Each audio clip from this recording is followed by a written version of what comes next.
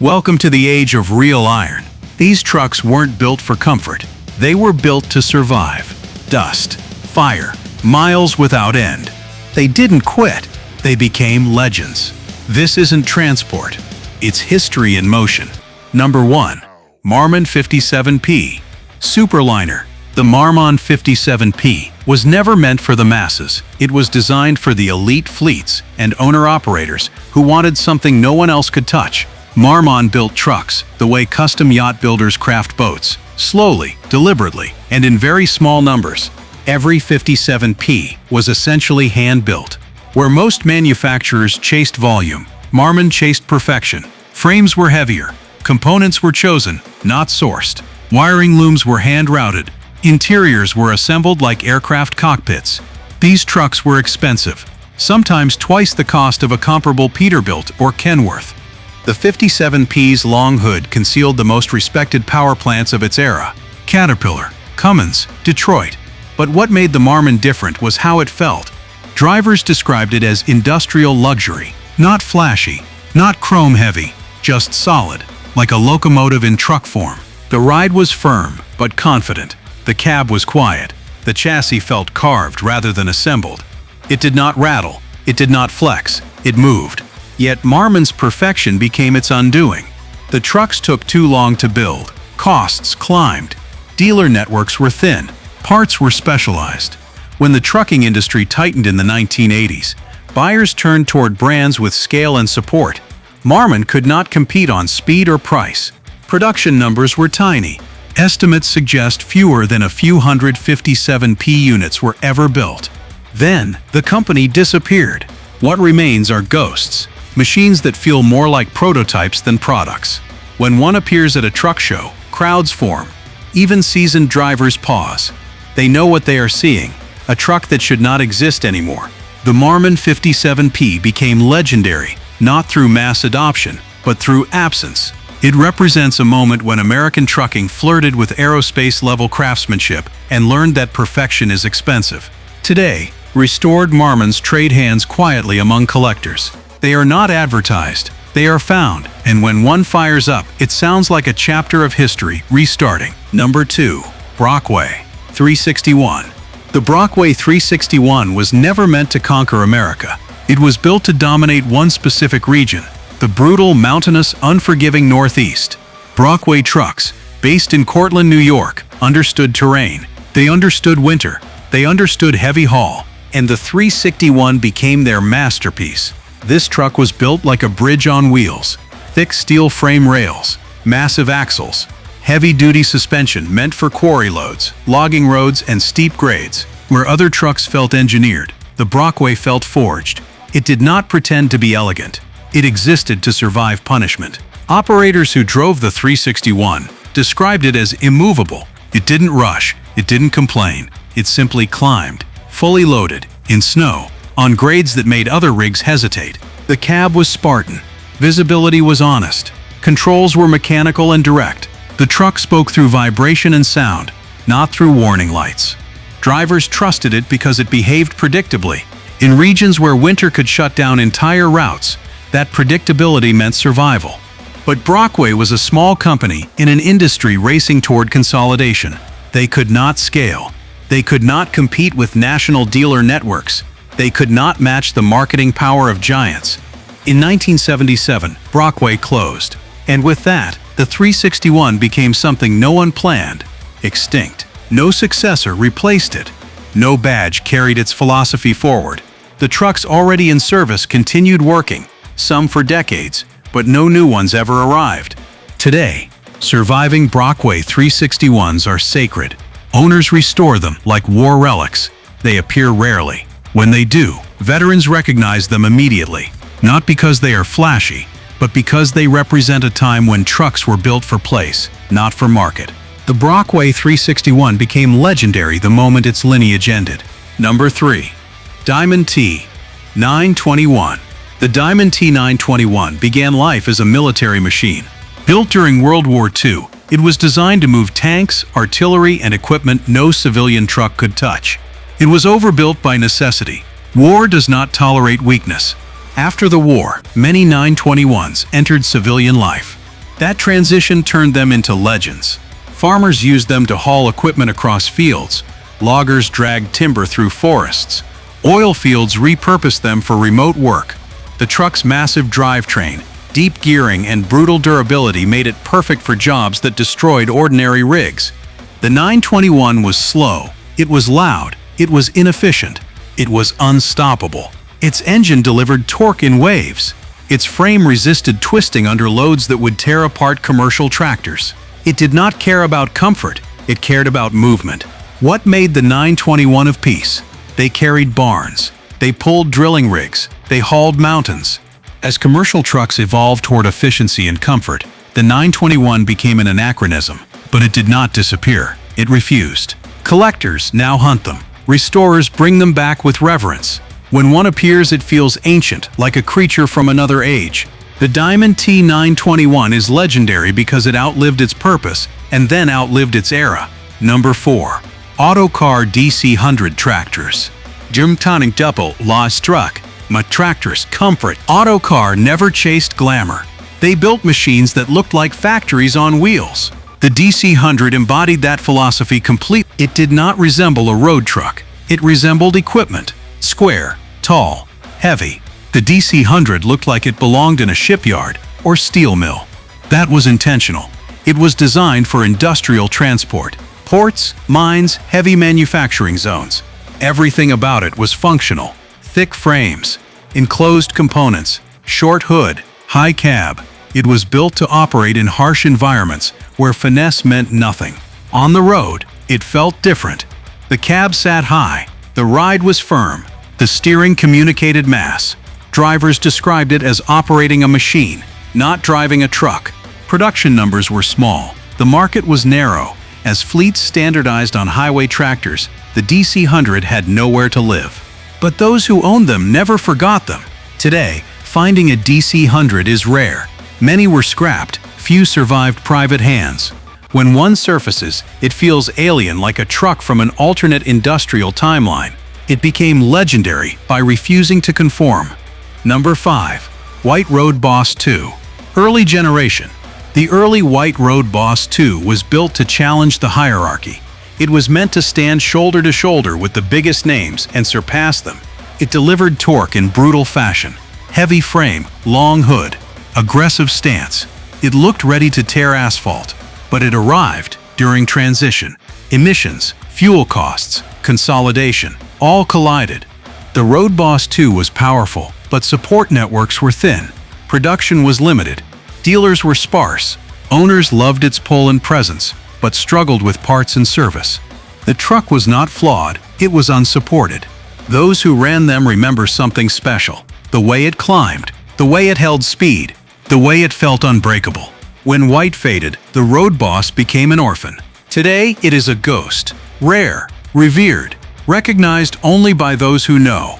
And that is how legends are born, not from success, but from disappearance. Number 6.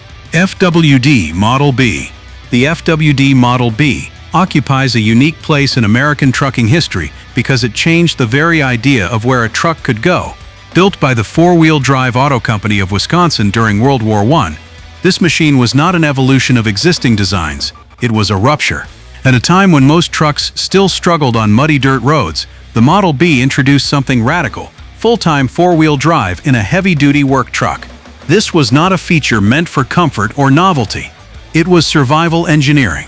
The U.S. military needed vehicles that could move artillery, supplies, and troops through terrain where no roads existed. Mud, snow, shell craters, broken bridges, none of it could stop operations. Horses were failing. Conventional trucks were helpless. The Model B answered that crisis with mechanical certainty. Every wheel pulled. Every axle worked. Torque flowed through a driveline designed for punishment. The truck did not rely on speed. It relied on inevitability. It moved because it had to. After the war, thousands of these machines entered civilian life. Farmers discovered they could haul logs out of forests without building roads.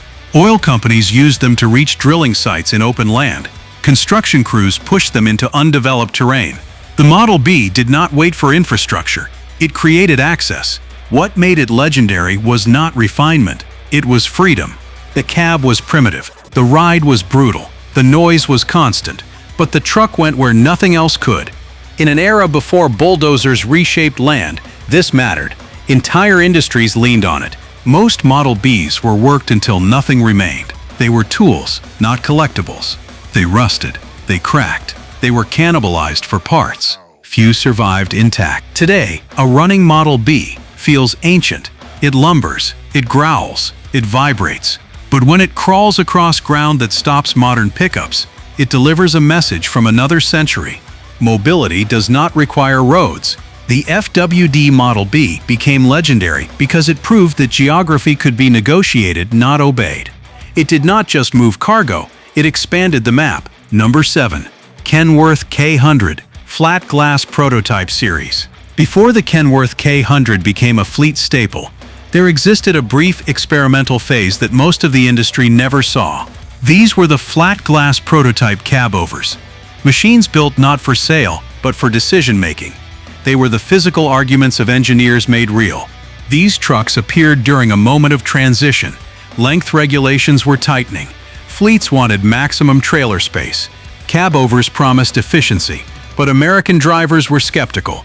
Visibility, cooling, comfort, safety, nothing about cabovers felt settled. Kenworth responded by building a small number of experimental K100 units. These trucks did not follow a final template. Windshields were flat, cab lines were sharper, cooling paths were rethought, interiors varied. They were not production models. They were questions on wheels.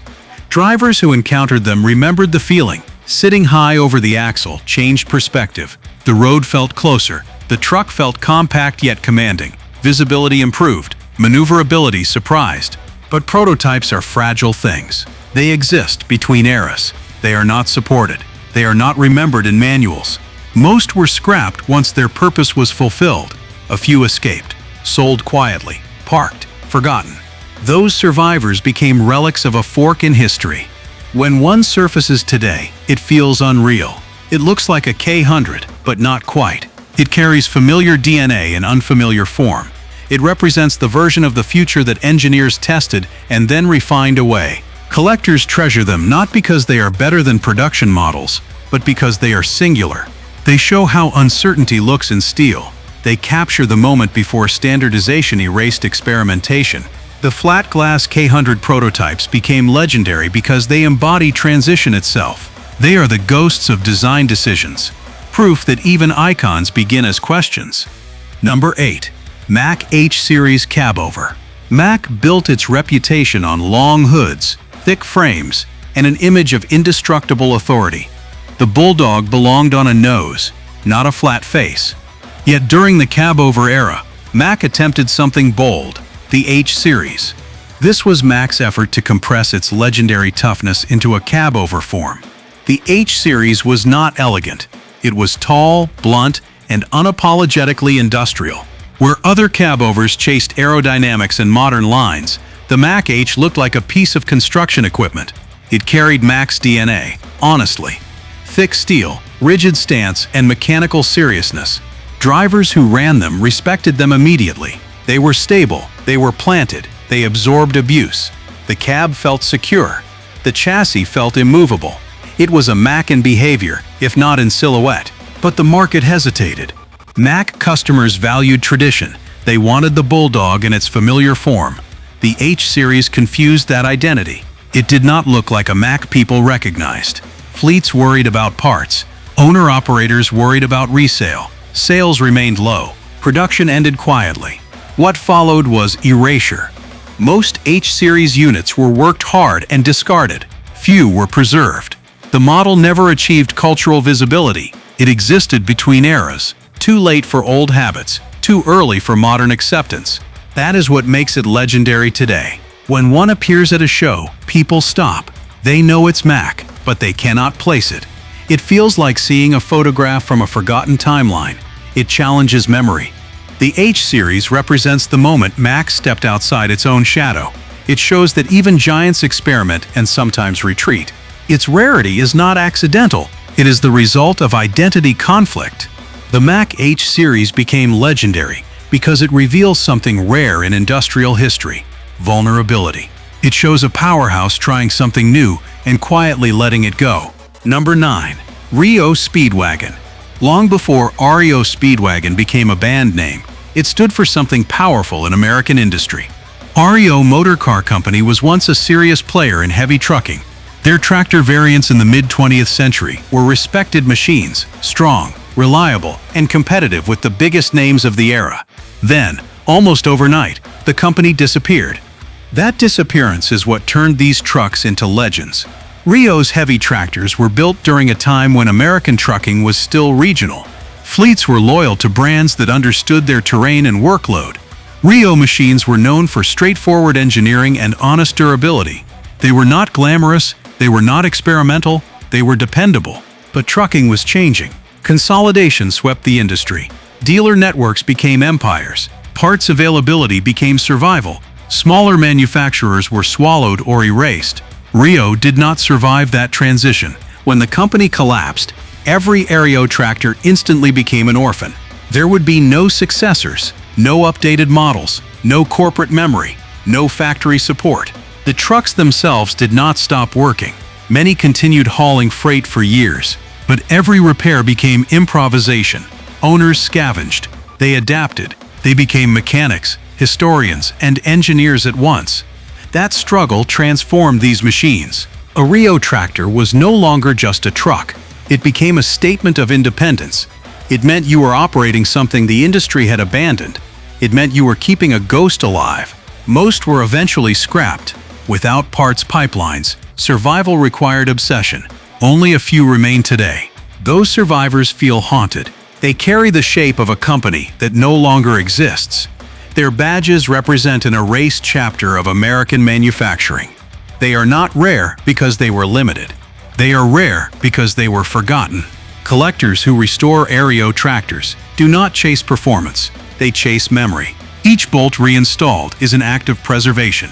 Each engine start revives a company that history erased. The Reo Speedwagon tractor variant became legendary because it represents something modern trucking no longer offers: the ability to vanish completely. It is proof that giants once stood where nothing remains. Number 10. GMC General Prototype Units. Before the GMC General became one of the most recognizable highway tractors in America, a handful of machines existed in secrecy. These were the prototype units, testbeds for everything the General would become. They were not production trucks. They were experiments in steel.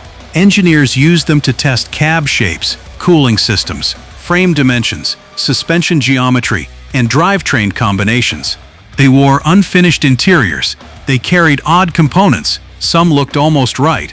Others looked wrong in ways only designers understood. They existed for evaluation, not legacy. Most prototypes are destroyed after their purpose is served. They are not documented. They are not preserved. They are erased. But a few GMC General prototypes escaped, sold quietly, parked, forgotten, hidden. Those survivors are among the rarest American trucks in existence. What makes them legendary is not performance, it is uniqueness. No two are identical. They represent decisions that were never finalized. They show what could have been. A prototype General might have a different windshield angle, a unique dash, an experimental frame, a cooling layout that never reached production.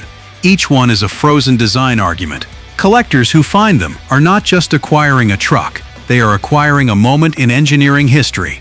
When one runs, it carries the sound of an alternate future. These machines were never meant to be driven by the public. They were meant to answer questions. Once those questions were resolved, they were supposed to disappear. The fact that any remain is accidental. That accident turned them into legends. They are not rare because time spared them. They are rare because time was never supposed to know them. These trucks didn't just haul loads. They carried generations. They outlived roads, owners, and time itself. Modern trucks are smarter. These were eternal. Legends don't fade. They keep rolling.